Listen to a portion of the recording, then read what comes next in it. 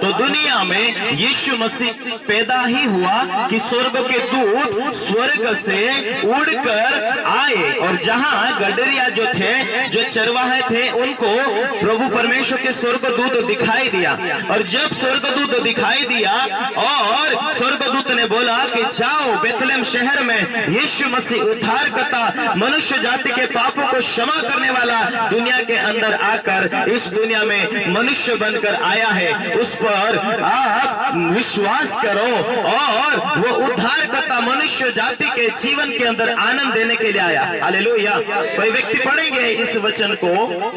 रात को मैदान में रहकर उनके पास आ खड़ा हुआ और प्रभु का तेज उनके चारों ओर चमका और वे बहुत डर गए।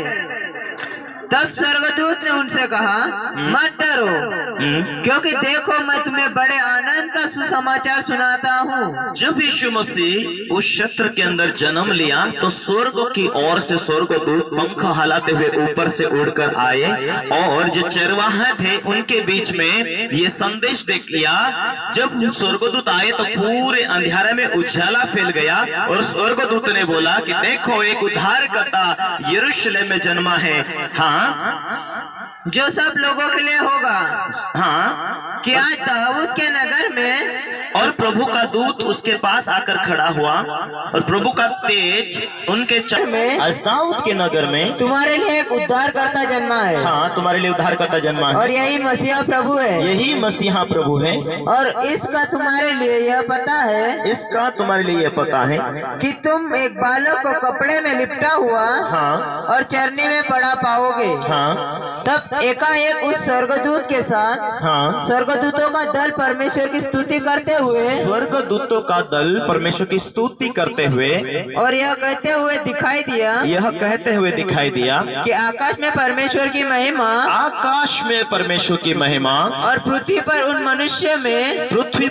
मनुष्यों में जिनसे वह प्रसन्न है शांति हो। जब स्वर्गदूत उनके पास से स्वर्ग को चले गए, स्वर्गदूत उन गडरियों चराने वाले के बीच में आए और जब उन्होंने ये बातें बोला, उद्धारकर्ता मनुष्य का बीच में मनुष्य के रूप में एक व्यक्ति जन्मा है जिसका नाम यीशु प्रभु है और वो सारी मानव जाति को शांति देने के लिए आया है।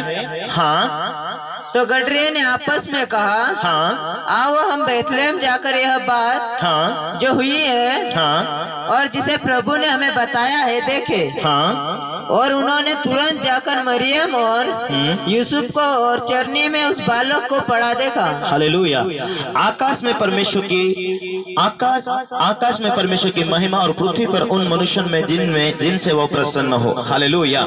तो जब यीशु मसीह दुनिया के अंदर मनुष्य का रूप लेकर जन्म लिया तो स्वर्ग के दूत संदेश लेकर आए उड़ते उड़ते। हालेलुया। मनुष्य नहीं आया लेकिन स्वर्ग के दूत ये संदेश लेकर आया कि दुनिया के अंदर मनुष्य बनकर, कोई मानव जाति बनकर मनुष्य का उद्धारकर्ता आकर जन्म लिया है। हालेलुया।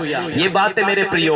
अभी बाइबल शास्त्र में परमेश्वर का वचन में लिखा है, परमेश्वर ने जगत से ऐसा प्यार किया कि परमेश्वर ने अपने इकलौते पुत्र को दे दिया। यूहन्ना उसका 3 अध्याय उसका 16वें पद में ऐसा लिखा है, परमेश्वर मानव जाति के जीवन के अंदर दुख और तकलीफ को स्वर्ग से देखा, इसीलिए उस परमेश्वर ने अपने इकलौते पुत्र यीशु मसीह को दुनिया में भेजा ताकि जो भी कोई उस पर विश्वास करे वो नाश ना हो, उसकी आत्मा नाश ना हो, परंतु अनंत जीवन प्राप्त करने के लिए प्रभु यीशु मसीह दुनिया के अंदर आया। हालेलुया। जैसे हमारे घर के अंदर तकलीफें थे पर विश्वास करने और प्रार्थना के द्वारा हमारे जीवन से सारी मुसीबतों को परमेश्वर ने मिटाया, हमारे जीवन के अंदर तकलीफों को मिटाया, वैसे ही इस दुनिया में यदि हम थक जाते हैं कि चलो वैद्य करते करते थक चुके, दवाखाना करते करते थक चुके, अभी कोई आराम नहीं है, हे परमेश्वर मेरे जीवन में शांति दे, हे परमेश्वर मेरी तकलीफ को मिटा दे। कोई परमेश्वर है, वो परमेश्वर आत्मा है, लेकिन विश्वास इस रीति से हमें करना है कि आत्मा परमेश्वर है और वो मनुष्य से प्रेम करता है।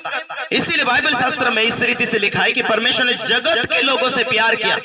परमेश्वर ने सृष्टि को रचा, परमेश्वर ने मनुष्य को बनाया अपने स्वरूप में। इसीलिए आज दुनिया से सोचती कि मुझे कोई प्रेम नहीं करता, मेरे जीवन में कौन प्रेम करता, मेरे जीवन में मैं शायद इसी तकलीफ में मर जाऊंगा क्या। आज बहुत सारे लोग तकलीफ में होकर सुसाइड कर नहीं मिलता, पति पत्नी में कई बार प्रेम से नहीं रहते, इस कारण मनुष्य जाते अपने आप को सुसाइड करना चाहता। तकलीफ में देखकर कौन मेरा मुझे मदद करेगा, कौन मुझे सहारा देगा, इसलिए लोग कई बार तरसते हैं, तड़पते हैं, कई बार परेशानी में थक जाते हैं। मैं जीना नहीं चाहता कहता है। लेकिन मेरे प्रियो, इस दुनिया के अंदर उद्धार करता, मुक्ति देने वाला, शांति देने वाला, जीवन देने वाला प्रभु यीशु मसीह आया है। उसके पर विश्वास करने के द्वारा, अपनी मुसीबत को प्रभु को दिखाने के द्वारा, अपने जीवन की तकलीफों को प्रभु को दिखाने के द्वारा, वही है प्रार्थना और वही है विश्वास कि हाँ, कोई जगत के अंदर उद्धार करता आया। हे परमेश्वर, मुझ पर दया कर, मेरी तकलीफों को मिटा। हे परमेश्वर, मेरे जीवन के अंदर खुशियां दे। हे परमेश्वर, मेरी तकलीफों को मिटा।